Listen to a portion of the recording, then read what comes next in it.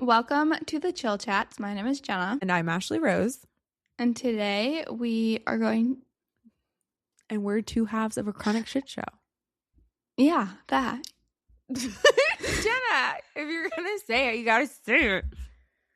You got this. I lost privilege. I forgot about that part. No, you didn't lose privilege. Go ahead. Welcome to the Chill Chats. My name is Jenna. And I'm Ashleigh Rose.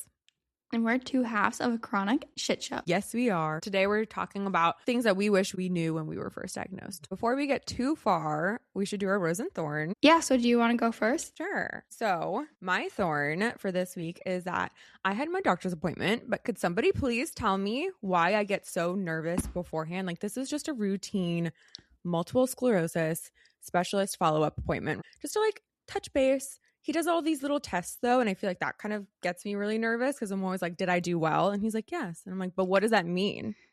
Is it the little neuro tests? Yeah, I hate those. Literally, it's like, I don't even know. I have to move these little things on a thing one at a time, watching me the entire time, which gives me a lot of anxiety, okay? And then there's the walk test where he has a little stopwatch and he's like, walk as fast as you can. I'm damn near sprinting. He's like, walk. And I was like, you're right.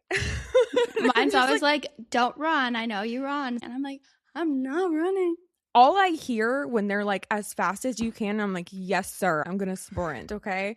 I don't know. I think those are just, I know why they're there, but they still make me so nervous. Did I do well? Am I worse? I don't know. And then have you ever done the hieroglyphic one? Okay. I don't know how to explain this part because it's like, certain symbols mean certain numbers and you have to decode it, and he's watching the entire time. No. That one sent me, I broke a damn sweat. This is giving me freaking testing center. What am I trying to say? This is giving do you know what I'm talking about? Back in the school test. Yeah. Yes, it's giving a school test. I don't know. That just, it gives me a lot of anxiety, and I just kind of feel like my nervous system does not know the freaking difference between a doctor's appointment and getting chased by a bear. It's just, it's a lot. So aside from that, I still choose a bear over a man though. All the time. Bears over men. Period. As I'm married to the most loving man ever. But I do feel like that means way more. There's more weight to that. We can unpack that at another time. Aside from that, I also learned during this appointment that my MS specialist does refer to my specific case of MS as highly active, which was not great to hear. That left me with an echo in my head of highly active. What does that mean, right? At the end of the day, what it does break down to is that if I were to get off of a B cell depleting therapy, the likelihood that my immune system would grow back and attack itself, leading to more demyelination, is high. That's really what it means. That bummed me out to hear. It's not what I want to hear, especially when I've been so sick continuously. So when I talk to him about getting off treatment or what are my options? What else can I do? It was a little defeating to hear, but I also am happy and glad that I did hear, and we do have an action plan moving forward. And again, it's not to say that, this is the end all or highly active is doomsday, but what? Why are you laughing? This is the appointment she went to with all her list of I want to get up that I completely forgot. Yeah, no, this is the appointment. I went with a list and I said, can I stop Ocrevus? And he looked at me dead ass and said, yes. And then followed with, but you are highly active. So if you were to, it's probs not the best idea, bestie. And I was like, okay. I wish you guys could hear our audios of how she was going into this appointment and what she was saying. Cause I was just prepared is the word, but also the questions and the way that I phrase it to my doctor, he has daughters my age. And we definitely have that rapport with each other that I'll just be like, can I do this? And he's like, can you? Yes. But is it wise? No. Thank you. Love you for that. Though it's one of those things that, again, being told my specific case of MS is considered highly active, not my favorite, but it's not that I don't have options. And it's not that my current treatment plan is not working wonders for me either. I just am getting aggravated, which is another thorn.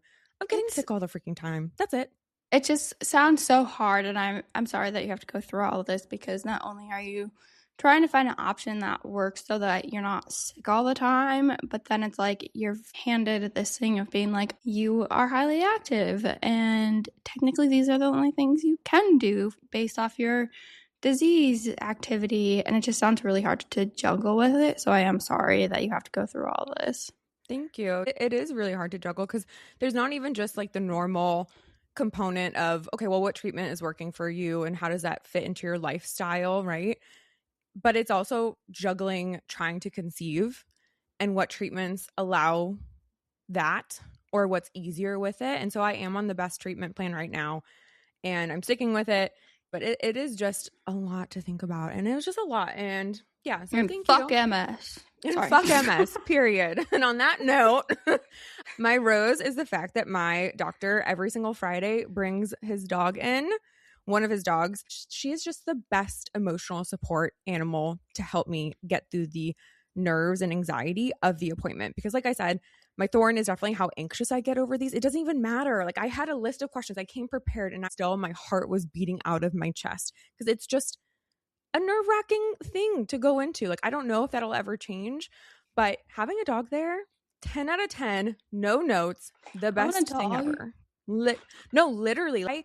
I kid you not. I was looking at my Google Photos and the very first appointment I ever had with him on my stories on Instagram, I had put specialist number 4. We'll see how this goes. Hopefully he's the one, but if not, like I'll continue pushing for answers, right? Mind you, I could not see.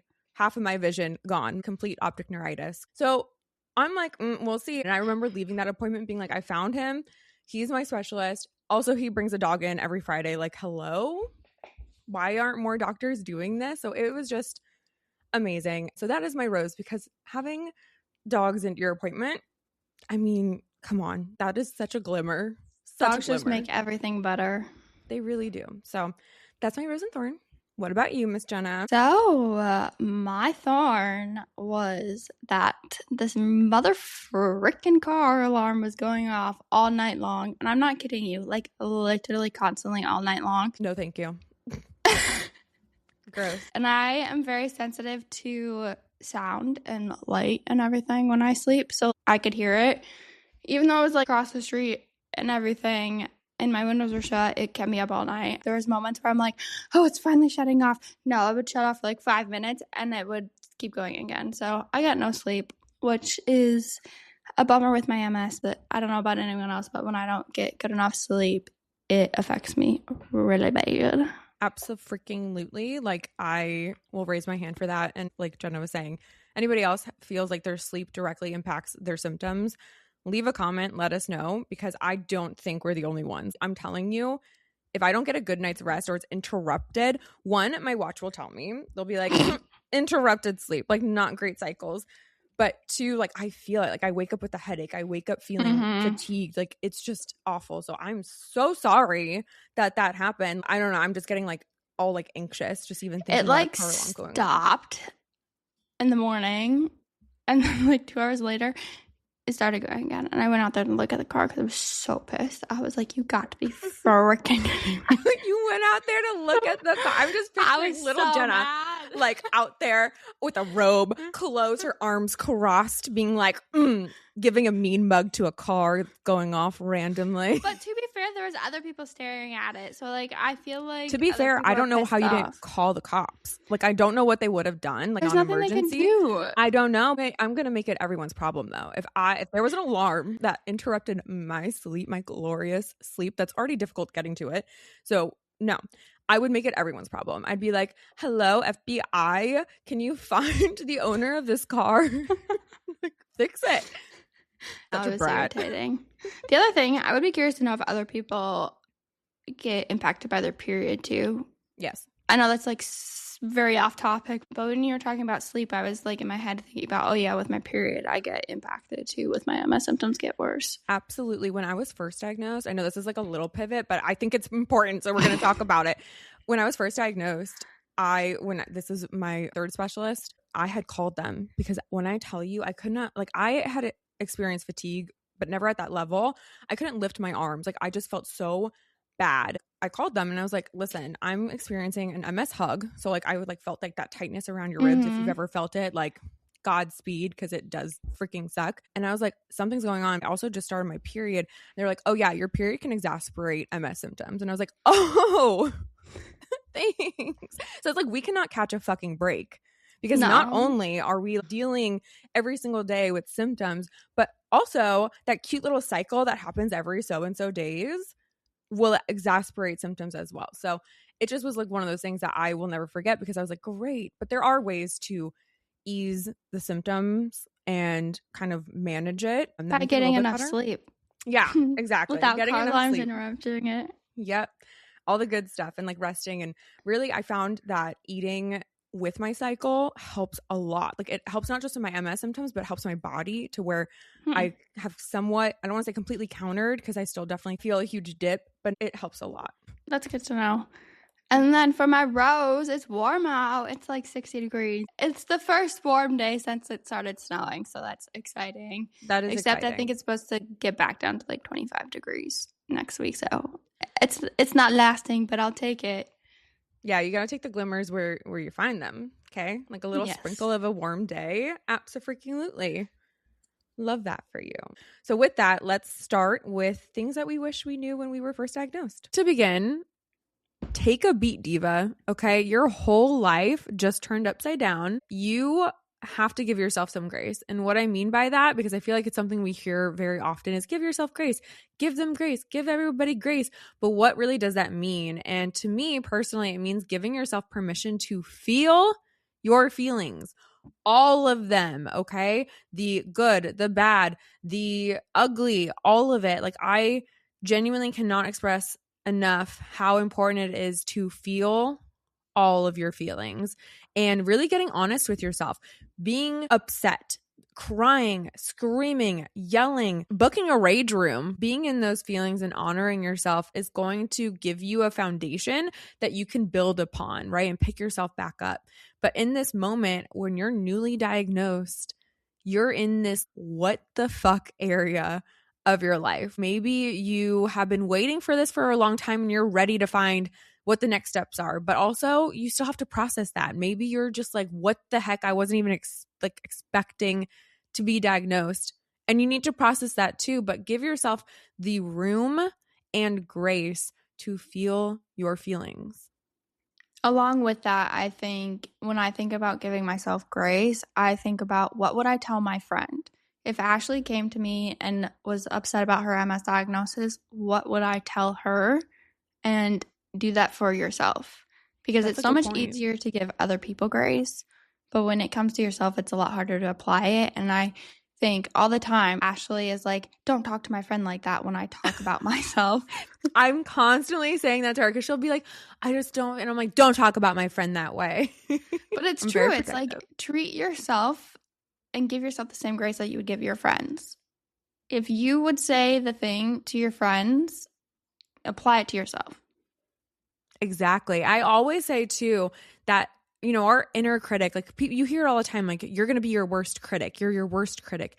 You know, the voice in your head is the worst. It's true. It can be, but it should also, at least, at the very least, be a roommate. And I talk about that a lot, is that you don't need to be best friends.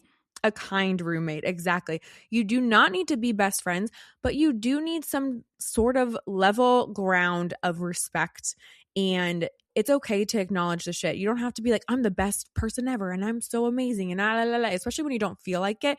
It's okay to feel upset. It's okay to also express those feelings. When I think back to when I was first diagnosed, I was shocked. I fell into such a deep denial. I was beyond a Lulu. Okay. I just was like, I don't have this. I don't have this. I don't have this. And then when I had to actually face those feelings of, oh wait, no, I actually do. It was a dark time. It was a dark, dark time. And I had to be there in order to move past it and get to this version of me now and who I am today. I had to give myself the room to cry, to actually venture into all of those what ifs, right? What are the worst case scenarios? I don't think you should run from them. I think a lot of times we're told, don't think about that. Don't think about that. Don't cry. Don't feel bad. Don't think about that. Think about the best case scenario. And absolutely, you should think about the best case scenario. But you would be lying to yourself if you didn't think about all the negative what ifs first. And there's nothing wrong with that because that's what makes us human. So thinking about the negativity first, but not unpacking there is really key. Yeah, I think acknowledging it, Yes. the scary parts, because if you don't acknowledge it, it's always going to be like hovering over you like this black cloud. And it's like, acknowledge the scary things, acknowledge your fear, acknowledge that your world just got flipped upside down. It is terrifying.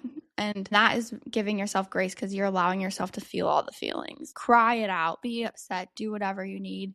Look into what you need to look into if you want to right away, or if you don't. If you need a few weeks to just process it, that's okay. Give yourself the grace and the room to do that.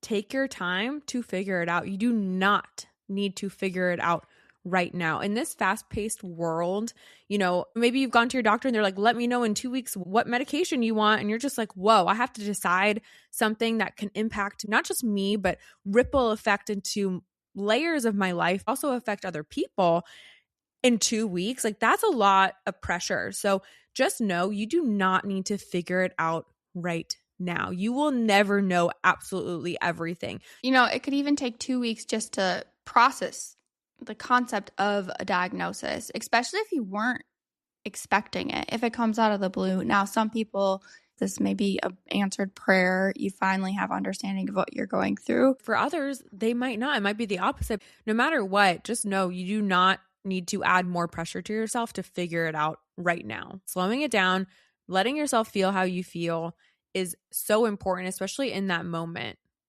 And I feel like in our today's society, it's like everything is instant. You got Prime. You get it in a day or two. Everything that we want is at the tip of our fingers, and we're used to that, especially people in my generation. You grew up with having everything instantly, talking to someone instantly, but it's like, no, take your time. These decisions, you need to take your time with it. You really need to deeply sit with everything and think about it, because this isn't a light decision at all. And also, I just want everyone to know, and I wish that younger me, I could have saved me, and I think, Jenna, you could have saved yourself too, a lot of heartache and a lot of silent tears if we had just had someone tell us, like, this is not a death sentence.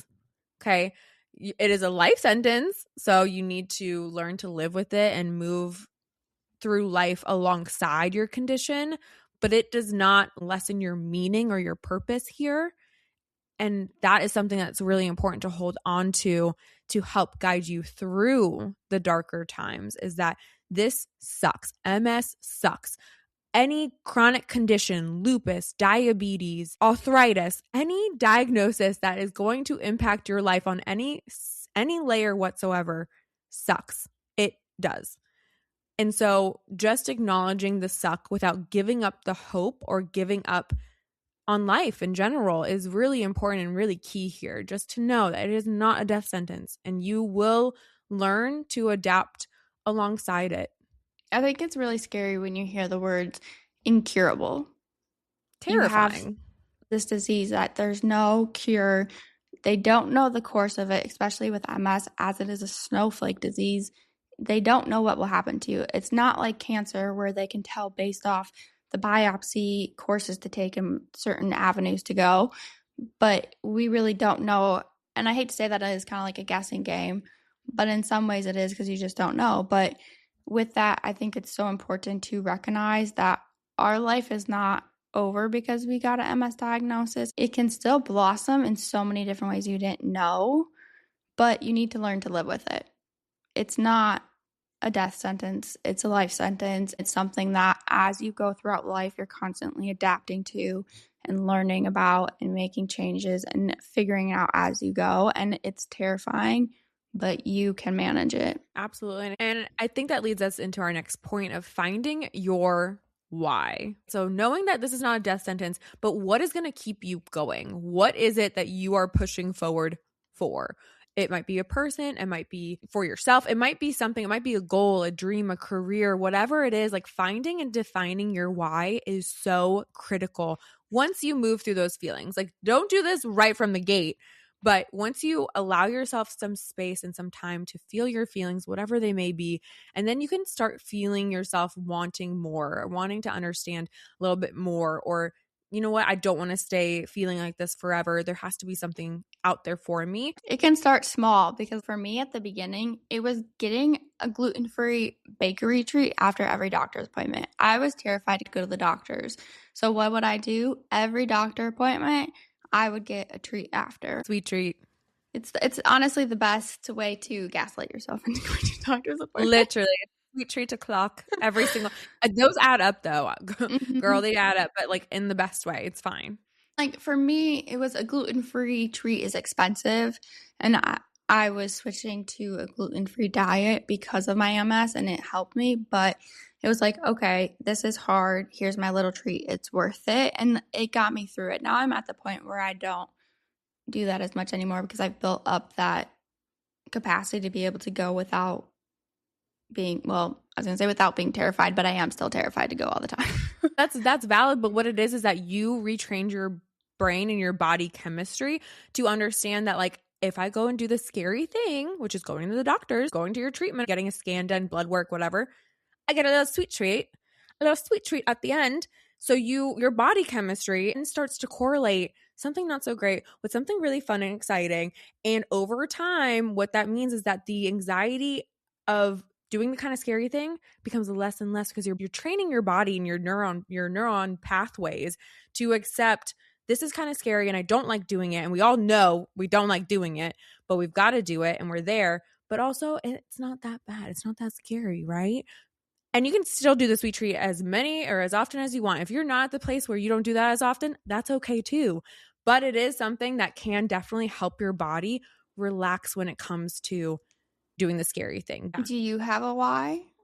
Yeah, of course I have a why. My why is layered. I think that's something about a why, right? It can be layered. It could be a million reasons. It could be one reason, right? For me, my why is for my future family. Like, I am doing this in the hopes of being the best mother to our future children. That has been our goal always. And when I was first diagnosed at that appointment, I remember the first question was, can I have kids? That was the number one thing. And it has remained that way. And every decision in our life, honestly, that we have made, my husband and I, have always been, how do we become the best parents for our future children? So that is a big why for me. On top of knowing what your why is, like, why am I doing this? Why am I pushing through? Which for me would be my future children. I want to be the best version of myself right now so that I could be the best parent to them. So I know healthy mama, healthy baby. And that is a big factor in why I do all the things medically that I do. But for all the smaller things, like when I go through treatment or doctor's offices or MRI scans or anything like that, I tend to plan really special things around them so that I have something to look forward to. That has helped me kind of trick, again, my body chemistry into, I don't want to do this. I would love to rebook it. But 2 weeks from now, I have a cool concert I'm going to. So I'm going to keep looking forward to the concert. And it just gets me through the moment. It really does. And so that helps me a lot. As I kind of trick myself. I gaslight myself a little bit into, okay, I have an appointment, or I have my MRI scan, which nobody loves those. Not a soul. Nobody likes them. If anyone loves MRIs, yeah, I would love to talk to them. I would love to understand why or how. We're supposed to see your doctor today. Is that why you had the concert on Monday? Yes. Aw. Yeah.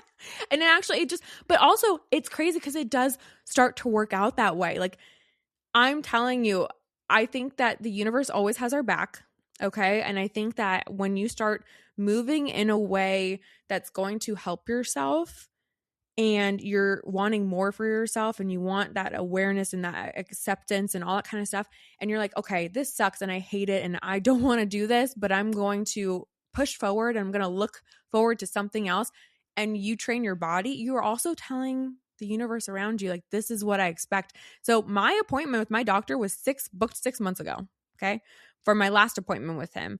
And this concert came up a few months ago, like maybe like 3. And it just so happened to work out that way. And I was like, oh, that's my sweet treat. So that it almost worked out that way. So I was like, oh my God, that's exciting. And it's funny that you remember that. Of course, my appointment got moved, so whatever. But I'm still going It's to just the another concert. treat you need. Exactly. There's always something to look forward to, but that does help me personally because it gives me a goal. It gives me something to work towards that helps me balance out the really shitty parts and the really fun parts because you can have a balance. I do think having a goal to look forward to is really important, especially when you feel like everything else is falling apart. And I remember when I was diagnosed, I was so terrified, and I feel like a lot of my goals and dreams and hopes for the future For the future. and and good. future and future kind of disappeared. And I'm not going to say that happens for everyone, but for me, I was like, oh no, my life is over. I took it as a death sentence first versus a life sentence. But I also didn't know anything about MS at that time, and what I was researching was really scary to me. But I think having something to look forward to makes it easier to get through the whole harder times. For example, with me, one thing that I decided to do, very ambitious little Jenna, I'm glad I did, but is I was diagnosed in December of 2022 officially, and in January of 2023, I set a goal for myself to run a half marathon that year. I couldn't run for 30 seconds even, and I hated running at this point, so I don't really know what got into me. You're crazy. That's why. It was just a goal that I set. It was something that, okay, I can focus on now, put all my energy into, and really work towards that. And at that time, I was scared to run. It was something I couldn't do. It was challenging for me. And I attributed that to like MS because I was scared for that in the same way. But through having these little goals, it was okay. I ran my first 3 miles. Then I did a 10K. Then I did my half marathon. And then I did a full marathon. And having those little goals, that little thing to keep me going, helped me process my MS. It made me realize that I am so much more than my MS, that my body is capable of so much more. At first, I was really angry at my body. I felt like it failed me. I felt like, what did I do to cause this? Like, there was Which something is so to blame. valid. Yeah, I was blaming myself for it. And through running in this goal, not only did I have something to work towards to keep me distracted, I was able to learn to love myself because I was like, oh, despite MS, I'm doing something now with an incurable disease. Mm-hmm. Despite it, I am achieving it, and my body is getting me through it. It's not failing. It's doing more than I ever thought it could when I was healthy. And so finding a why, it doesn't have to be running a marathon. It can just be a treat. It can be something little, but I think having something when you're newly diagnosed to look forward to keep you going is really important. You know what? I would love everyone listening to take some time to leave your whys in the comments. I would love to know what your whys are. We want to support you, and you never know who you could inspire by your personal why. And I just hope that everyone takes some time to really define that because it is such a, what is it? Vital? Yeah, vital? Would vital be the right word? It's such a vital moment in your journey is kind of figuring out and defining your why. But it's also, aside from whys, it's an outlet. It is putting our attention somewhere and doing something really crazy, wild, wonderful with a body that has limits. And it's also learning how to work around those limits, right? And it's not a negative word. It's not a bad thing. It's just, I have this goal. I want to run a marathon. It might take me a little longer to figure that out, but I'm going to get there. But guys, I was also quite literally running away from my problems and processing it at the same time. But that's fine. Listen. But I think that goes with what you're saying, though. It was an outlet. It was a distraction from what I was dealing with in my world. Healthy falling distraction. apart. It was a healthy distraction. It could have been a worse thing that I was participating in, but it's like when I was running, the runner high is true, guys. I know it sounds crazy, but it is. I've never experienced it, so you're full of shit, but keep going. But like it allowed me to be amazed of myself, to clear my brain. Yes. I wasn't upset every day thinking about it, at least for the time I was running. So it's like, yeah, I was using it as a way to cope and was running away from things, but it did help. Well, I don't think you were necessarily like, I know what you're saying, but I don't even think it was like you were running away from things. I think you were just rebuilding that relationship with your body. You were like, I'm going to do a marathon. Like I'm forcing you into running a marathon, body. Are you going to show up for me? And kind of rebuilding that trust within yourself. And I think that's a really beautiful thing. And again, we all get to decide what that looks like for us. I know that I went really hard into horseback riding. I was like, I'm good. I want to ride horses again. Really? Yeah, I love horseback riding. It is also for MS, it is a huge therapy. Yeah, so like for me, I just wanted to build that trust with my body again. I wanted to be like, okay, I've lost my vision a couple of times now, and that's really freaking scary. Are you going to cooperate when I start doing this? And so it's slowly building that trust with your body back, taking it one day at a time. So again, when you're newly diagnosed, do not feel like you need to figure it all out. Don't feel like you need to find a why and build that trust and run a marathon or horseback ride. We're not telling you to do that, but we are saying that it is just a process and it's a cycle. It's little by little, one day at a time, really finding what works for you personally, because this is a very personalized journey. And I want to stress the point that I found about my MS in January of 2022 originally. So I had that whole year of going through all the different stages of grief. And you really did. Yeah. And so it wasn't like my why happened right away. And even though I was running and I was putting this energy towards it, there were some hiccups in the road. There was one point where I got a stress fracture, and all of the grief, anger, depression, and everything from my diagnosis came flooding in.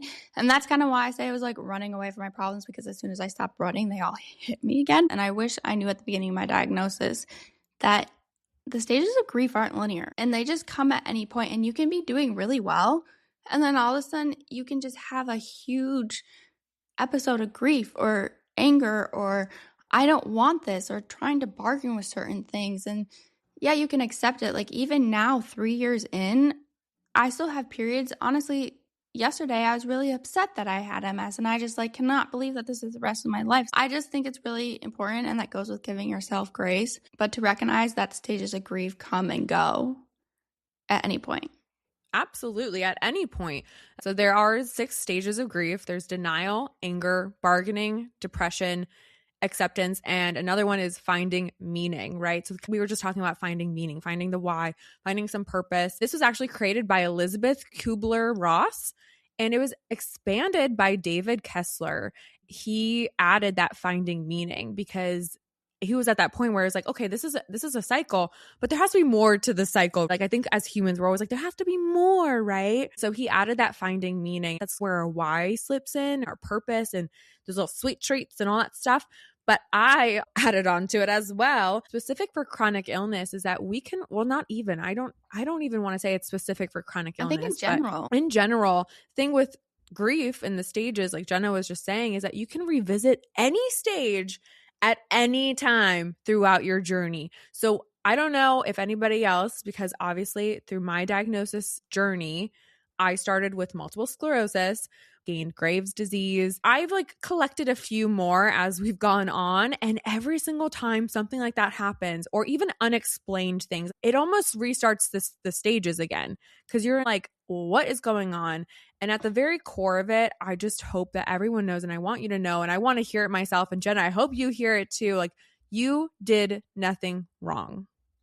We did nothing wrong. You did not make the wrong decision. Those thoughts that we have are human. They're valid. Doesn't make them correct. We did nothing wrong. And I know that when I relapsed silently 2 years ago, I'm coming up on that time. So I'm I'm in my feels. The first things out of my mouth, or the first things I thought of, were, what did I do wrong? How could I have prevented this? Where did I mess up? And it is one of those things that I wish I had somebody, well, I did have people tell me. I just didn't listen to them. But I wish I had actually listened when people were like, you did nothing wrong. Like, this is not your fault. And I knew that. And I came around to that because I had already laid the foundation, like we were talking about earlier, laid a foundation of, I am going to give myself grace to feel all the feelings and to process this. I'm not going to try to push myself into feeling positive, because that's where toxic positivity comes in. And we are not fans of her. But I think with that though too, it comes at any point. And even I was in the ER due to a kidney infection, and it's frustrating. I was really angry and I was grieving the life that I wanted in January of 2026 because MS is causing me to get infections more. I didn't know I had a kidney infection. I had no symptoms, and I don't know if that's because I wasn't feeling them because of my MS. Like, my right side of my body went numb in December. Like, there's all these things that it's just frustrating. And at these points, I'm in denial of them. I don't want it to be happening. 2, I'm angry. I'm frustrated. I'm grieving the life I thought I would have. Like, at any point when all these different health things happen, I feel like you're always grieving the life of, oh, if I was quote unquote normal, I wouldn't be dealing with these problems. And that's part of grieving the life you thought you would have. I don't know if other people think this a lot. I would be curious, but I wonder what I would be doing if I wasn't sick right now. Like, what would my life be like if I wasn't diagnosed with MS? I think about that way too often. It's interesting because my friends, we're trying to plan a trip. We've always wanted to take a road trip. And a couple of us are planning it, and we were just like talking, and I love my husband, but he's like, yeah, if we want to do that, then we'll need at least like 12 days. I'm like, 12 days? 12 days? I was like, I don't know if I have 12 days of spoons for an RV trip with a bunch of my friends. Like, I love my friends, but I'm also like, I, as a chronically chill girly, have to think about this and be very realistic with myself. Like, can I handle something like that? Like, will my body? So instead of like a fuck yes moment, it was a, oh, I hope I can do that. Like, I hope I don't get sick. And that was a real big moment for me where I was like, oh shit, am I at that part of my journey again where I'm like, I'm having to reprocess and like also comparing myself to, again, like you were saying in quotations, like a normal version of me. Like, I think I do that way too often. And it's honestly, this comparison is probably worse than comparing to the Joneses. Like, comparing yourself to a past version of you, that's a special form of torture that I don't know where it's been created, but probably hell. And then also a layer added onto that is comparing yourself to a version of you that doesn't exist because this version of you has a chronic illness. Yeah. That is even another just torture. Saying that, it's like hard to comprehend. It hurts. Yeah, it's hard to comprehend that it's like we do that, but as someone living with a chronic illness, I don't want to speak for everyone, but that's something that I do. I've talked to other friends with MS that do the same thing of, oh, I wonder if I would be doing the job I originally had before I got diagnosed, or things like that. It's important to allow yourself to grieve at any point. It's okay to feel these feelings at any point along your journey because it will happen. Exactly. And giving yourself the space to grieve. And again, creating a foundation that you can go back and rely on of like, okay, I'm here. I'm not going to unpack here. I'm going to keep going. I'm going to get myself back up. I'm going to think about my why. I'm going to think about what my purpose is. What's my reason for being here? Maybe it's your children. Maybe you can give yourself some time to be upset, grieve, feel all your feelings, but you also have to wake up in the morning, get them to school, make them lunch, but also give yourself some time, maybe doing something that will fill your cup. We hear that all the time, like, fill your cup, make sure to fill your cup, because if yours is empty, you can't fill others. It's the same thing here, is making sure that you are doing something, whether it's setting goals for yourself, training for a marathon, maybe it's just strength training at the gym, whatever it is, setting those goals for yourself. Waking up and getting dressed. I have days, even though I ran a marathon, there are days where I'm exhausted and I can't even get out of bed. Like, the thought of getting dressed and taking a shower is exhausting. One thing that I wish I knew when I was first diagnosed is to be grateful for yourself and be proud of yourself for giving the best that you can each day, and that each day your best will look different. Every day. It's going to be different. Yeah, I mean, I think it's just living with a chronic illness. It is unpredictable. It is frustrating, because I think it's really frustrating that we don't know what tomorrow will be like and the unknown. But you need to learn to give yourself that grace, which Ashley was talking about before, but to just understand that each day is going to be different. And your best one day might be getting out of bed and making food. There's days where I've struggled to even make dinner, that I was too tired to even eat afterwards. Like, that was the best I had, versus other days I've ran 10 miles. But be proud of yourself for both. Because both are important. When we I talk about gentle perspective shifts. We make those little tiny minor but mighty shifts. And it is something that when it comes to intentional movement, I know Jenna had mentioned getting up can feel daunting and getting ready and all that kind of stuff. That counts as intentional movement. If your best is getting up and making trips from the bed to the bathroom to the couch to the bed again, or from the kitchen to the bed, whatever it is, like that's those movement. things, that's movement, babe. If that's you have good to walk movement down the stairs and up again, that's like going to the gym and doing a stair steppers. Like it doesn't have to be this extreme. Go to the gym to get movement. It can be walking to get your mail. It can be walking down and up the stairs, unloading the dishwasher. That's still movement, and you should still be proud of yourself. Exactly. And you get to define that for yourself as well. So definitely making sure that the voice inside your head is at least friendly.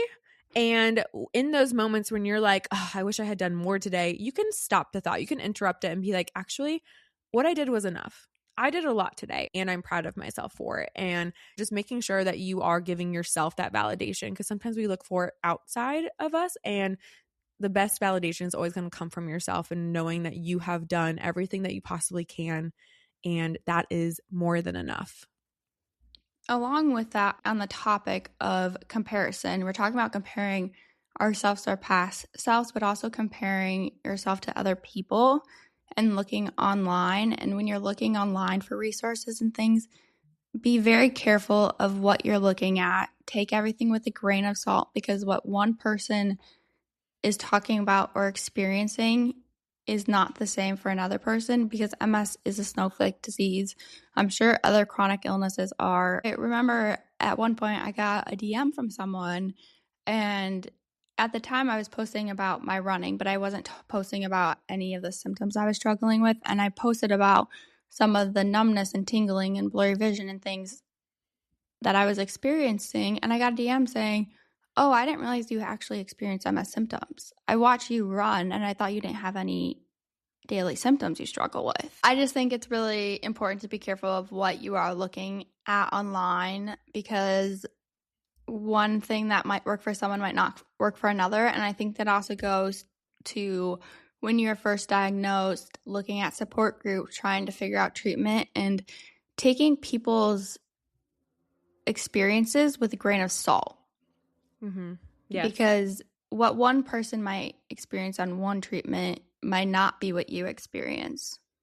Exactly, because we're all so unique and so different. I mean, they don't call MS a snowflake disease for nothing, but I think that snowflake syndrome, if you will, kind of is a blanket one for all autoimmune conditions, because all our immune systems are different. So when you do look online and you are comparing, you're like, well, this person did it this way. Like always, always, always do your own research. If it does feel in alignment with what you want, try it. You will not know until you do if it's going to work for you or not. And that doesn't mean that the person who shared it and it's working for them means that they're lying. It just means that it's working for their body, although that might be a normal feeling. But don't be discouraged, because the next thing you try might work for you. You will not know, and do not give up, because I promise you, the amount of times that I've seen this person's using this and I try it and it does not work for me, and I'm just like, shit, that sucks. And I let myself feel those feelings, but on to the next one. And once you adapt that kind of attitude, I'm telling you, you will get your footing with this. And even though you were just diagnosed, or no matter where you are in your diagnosis journey, you will start to feel that empowerment again, and that feeling of like, okay, I can trust my body, or we're on the same team at least, right? Like that's always the goal, just getting to the same team as your body. Like that's really nice.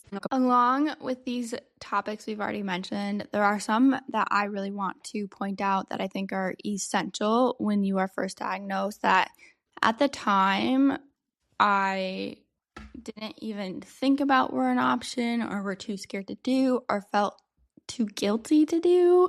But the first one I want to say is make sure you like your doctor, and that it is okay to keep switching until you find one you like.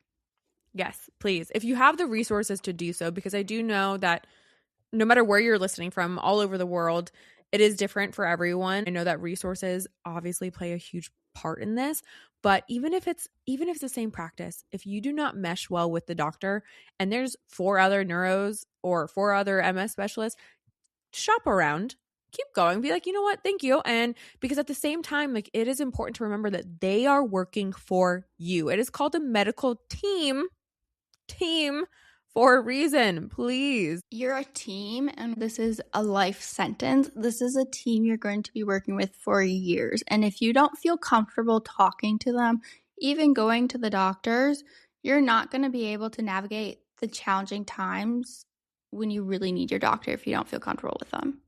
Please take it from me. You listened to my horrific diagnosis story. The first time that we didn't mesh, I should have been like, then it's time to look for a different doctor. But I just was like in this chokehold position of, well, I just need to start treatment. So it's a means to an end. Maybe it'll get better. I think I knew, but I was also scared of leaving. And so please take it from me. Do not be afraid of doing that. There are good doctors out there, and sometimes you do have to shop around to find them. And don't feel guilty. I felt so guilty. I don't know why. That was just like the dumbest thing ever, but you don't need to feel guilty. My doctor I have now is still in the same doctor's office. I just transferred doctors within, but you don't need to feel guilty because at the end of the day, it is your healthcare team. And honestly, there should be no hard feelings. So let go of that guilt, let go of that people-pleasing tendencies, because we don't do that here. Okay, no thank you. And really just do so knowing that this is for the betterment of everyone involved. Because if you and your doctor are not meshing, they probably feel that too. Let's be honest. Mm-hmm. So I think that's really important. Also, when it comes to picking treatment, please know that although it may seem really rushed at the beginning of your diagnosis, or maybe you've researched it for a long time, you're like, I already know what I want. Just know that in total, there's no wrong choice, okay? You just have to get very real and honest with yourself with what you want. You know, there are so many options out there. I'll speak for MS specifically. There are shots, infusions, daily pills. Like, there are so many different variants out there that you have to just decide what you're good with. If you are like, I can wake up every single day and take a pill and I'm very responsible, great. Maybe that is an option for you. It's not for me.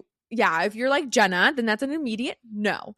That is not an option. But maybe you're afraid of needles and you do not want to administer a self shot.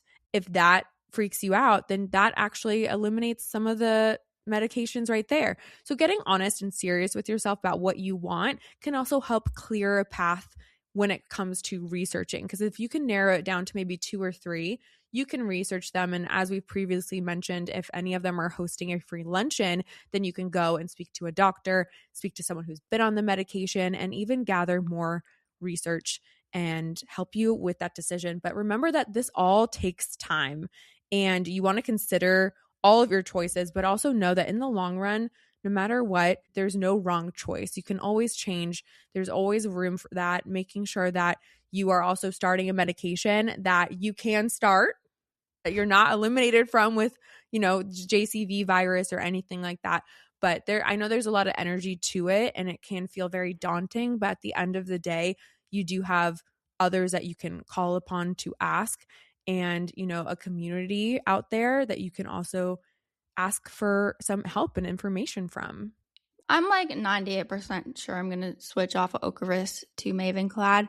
But even in that choice, the pharmacist was sitting there talking to me saying, there's no wrong decision. At the end of the day, like, it is your body and what you choose to do. It cannot be wrong for you. And hypothetically, if it doesn't work, we will just try something else. There are other options. I know Ocrevus works for stopping the lesions. So if Mavenclad doesn't work, I can go back. I'm not stuck with this one choice. It is not permanent. And it's also an ever-evolving research and community. And I think that gives me a lot of comfort in knowing that back when I was diagnosed 7 years ago, medications that are on the market now weren't back then. So it gives me a lot of hope for our future. It is crazy how much changes. Here's my tip. I do feel like, especially in the beginning stages, when you are rebuilding that trust with your body, it did help me a lot to track my symptoms, just to know, like, from this day I felt like this, especially also when learning what triggers your body, what makes you feel a little bit worse, and then what's okay. And that helped me. But I track it in my phone, in my notes app. That's literally what I do. It's so, like, not even high tech. It is literally, I wake up, I put the date. One thing I have on me all the time is my phone. So I'm going to naturally, if I just have it in here, which an app would make sense too. And there are so many excellent ones out there too. And if you have any that you like, please let us know in the comments. But yeah, when it comes to tracking, like while, there are so many great apps out there, I could try an app, sure, but there's something about it that would make me probably just not use it. Whereas like at least with my notes app, it's like so informal that like it's completely like if I want to, great. If not. But when I was first diagnosed, or first of all, a little bit about me, I love the beach. I love being outside. I live in Florida, for Christ's sake. Like I love being outdoors. Does the outdoors love me? Probably not. Probably not. MS doesn't love anything. MS is a monster, period. Let's just lay that out there. Let's get the facts straight, okay? I had to, again, rebuild this relationship with my body because I felt foreign when I was first diagnosed. I felt foreign in my body. Like, what do you mean that my insides can't understand that my insides are my insides? Like, my immune system is attacking itself? That makes no sense. So I felt so outside of myself that I had to build that relationship back. So it helped me a lot when I would go and do something and I would go outside and I would come back and be like, my vision's a little shiny, and be like, oh, so I kind of learned that I have a minor heat intolerance. Then I also learned that there are ways around it. Like I don't go anywhere without my ice packs. My relief packs are my babies. Like they are so helpful in keeping my core temperature down and cooling off. So I can still go walk outside. I just need to cool off and I need assistance in doing so. So tracking those symptoms early on helped me to where I do so less now, but I'm also 7 years down my diagnosis. So I'm 7 years and I kind of understand my body a little bit better. I know what makes it tick. But when I was first diagnosed, I needed to track in order to understand. And also food wise, I had to learn the freaking hard way that I was definitely allergic to gluten. Jenna, who's also allergic to gluten but ignores it. I'm not allergic because of the test. One more time. What? I'm not allergic because the test said I wasn't allergic. I just am not in the normal range either. And when I eat gluten, I do get a headache, tingling, and my vision goes blurry within 30 minutes. But I'm not allergic according to the test, guys. No, okay. Let me Jenna phrase what she just said, because she is allergic to it. She's just not at the celiac level. And so because she's not at the celiac level, but she's high, she's not normal, she's not base, she's not allergic, she then has deemed herself not allergic. But that's not how that works, girly pop. That's not how that works. But you do you. We listen and we don't judge. No, we don't judge. So we don't judge. Yeah, you're welcome. But for she just screams at me. Yeah, I just scream at her. I just send her stickers all the time. Like that's our text thread. It's just a bunch of stickers of me literally like last night. What did you say last night? The raccoon and the dog, but it's me choking you No. out. Yeah. Guys, literally, she sent me a picture of a dog being hugged by a raccoon and said, but I'm choking out because he won't stop eating gluten. Yeah. That's what real friends would do. Okay. Oh. And if we didn't live states away from each other, I would make you stop eating gluten. My thing is that when I was first diagnosed, I went to an allergist and I wanted to know what to avoid trigger wise, because I didn't want my immune system freaking the fuck out like I was already doing. So I was like, how can I best help myself? So I went to an allergist, learned what I was allergic to, what I wasn't allergic to, all that kind of stuff. And gluten came up and I was like, no, I'm not allergic to it. And I kept eating it and I kept getting worse. And so while tracking on my phone, my little sweet little informal way of tracking, I realized I do in fact have an allergy to gluten. And now I have not had gluten. I get glutened if I go and I have cross-contamination or if a restaurant just really messes up, which has happened to me before. And I'm not at celiac level, so I will not die.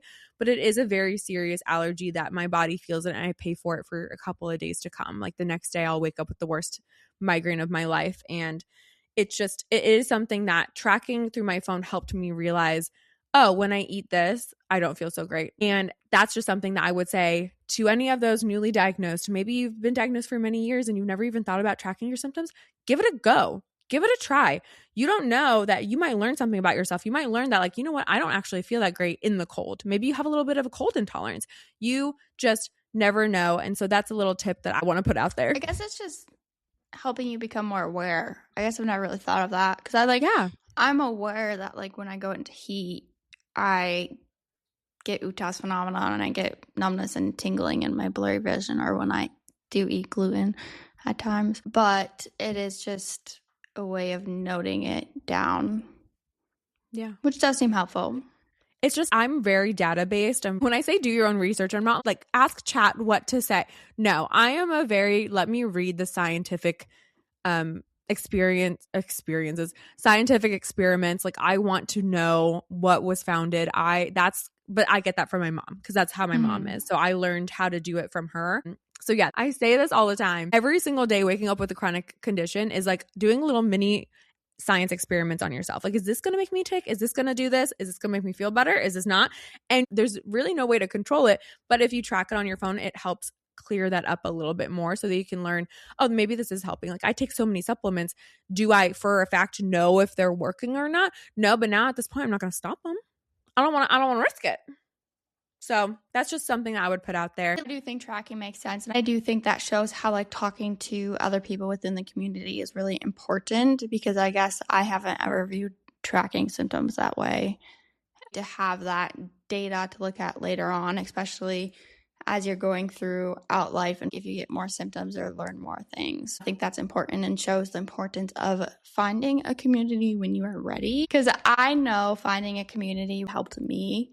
And that is where I really blossomed. Everyone is different, but you need to do it when you are ready and when you are feeling comfortable enough to talk to people and figuring out the right people that you want to confide in. And it's not something you want to rush, but it can bring a lot of beauty into living with a chronic illness, and to realize you don't have to do this alone. And getting to a place, like it's not that you have to start creating content or anything like that, but you can be a silent contributor. You can just follow a few people who have the same condition as you, see what's going on, dip your toes in a little bit, start to feel that community and that camaraderie that comes with it. And then if you ever feel comfortable, start building connections with others in the community, because that's where a lot of power and magic is. Because this sucks. Being team chronic conditions fucking sucks. But the people and the connections I've made are so amazing. I just don't even have a word. They're just the best things. I mean, we would not be here recording this right now if it wasn't for multiple sclerosis, right? No. Like, and that blows my mind. She was 5 years ago. I didn't know who you were either. Okay, chill. Chill with the attitude, silly, goofy girl. But it is one of those things that like I cannot express enough. Like finding that community can really help you. But again, you have to build that foundation with yourself first too, right? But you can also lean on your community to help you build that foundation. Like when I relapsed, the only thing that the only thing that helped me was my community. Like I am not joking. I leaned on you so hard to get me through this. And it was the inspiration and just being able to talk to others who have been in that same position and changed to the same medication that I changed to, that helped me feel confident enough in doing it. And I'm just so thankful for that. It also normalizes things like what I'm going through with Ocrevus. We can talk about that at some point if people want to hear about it. I get nervous about talking about things like that because I don't want to sway anything or whatever, but knowing that I wasn't the only one experiencing what I am experiencing with Ocrevus was very comforting. And the more I talked about it and reached out to people, the more I realized, oh, other people experience this too. There's a whole Facebook page about it of people who are experiencing it. Without the community and being comfortable talking about it, I wouldn't know that. And that's not to say that it's not easy to talk about it, because I'm 4 years in since I found out about it, and it's taken me a long time to feel this comfortable, this confident to talk about my MS. It was not easy for me to tell people at the beginning. It did not go well, which is something we'll get into next week when we talk about when is the right time to tell people, because it's hard to figure that out. It's something that comes with time. You guys, the biggest thing is give yourself time. I hate it when people say, oh, time heals everything, because in some cases it doesn't fully feel like that. Like, yes, the grief stages come back, what we were talking about, but with time, it does get easier to live with this disease. I think it's not even just that. It's not that it gets easier, but it's that your experiences provide you with enough foundation and baseline to be like, I've done this before, I'll do it again. Because I don't think that it ever gets easy. I don't think living with any condition is easy, but it's almost like you have been through so much that you start learning a database of like, oh, I've done this before, I'll get through it. Like when you flare, you're like, oh, another one? Okay. And it's never easy, but it is something that over time, your confidence grows because you know, I have gone through this. I will get through it again. Maybe you have more of a community to support you through it. And it is one of those things that, I mean, like you were saying, like it's been 4 years since you found out about it. And for me, it's been what, 7, right? This will be since 2008. Yeah. So 7 years for me. And I am only now speaking about things that I have never shared before and different. Again, that's snowflake disease. Everyone is so unique, and it takes us all different ranges of time and whatnot. But when you connect with people who just get it, it is such an incredibly validating feeling. And I hope that everyone can feel that in some sort of capacity, because it does help build your own confidence and build your own support system. And it is interesting because sometimes you get the best support from strangers you've never met, but which is a whole another topic in its own about how it's really disheartening when strangers can support you more. But right. When that happens, you have to lean into where the support is showing up for you. And you can acknowledge that it's shitty and it sucks that some others aren't supporting you, but you can really lean into those that are and choose to focus on and nurture those relationships. That does bring us into our topic for next week, talking about when to disclose your diagnosis. Like, and it's a completely personal decision, but we're going to talk about what we went through, our own experiences. And it's a good one. It's a juicy one. We've gone through some shit collectively. Thank you everyone for listening. I hope that you can take something away from this episode to help you. These are just a few tips that we wanted to gather to put this out there to help you. Share with somebody that you think that could also benefit from this. And we're excited to talk to you next week. Thank you for listening. I'm Ashleigh Rose. You can follow me on Instagram at @arose. And I'm Jenna. Thank you for listening. And you can follow me at MS with Jenna. Peace out, Girl Scout. Bye.